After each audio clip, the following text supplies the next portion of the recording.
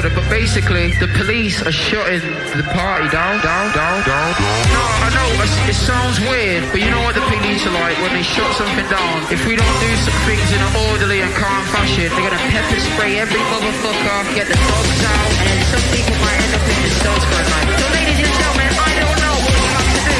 I think people might have to head to the after party.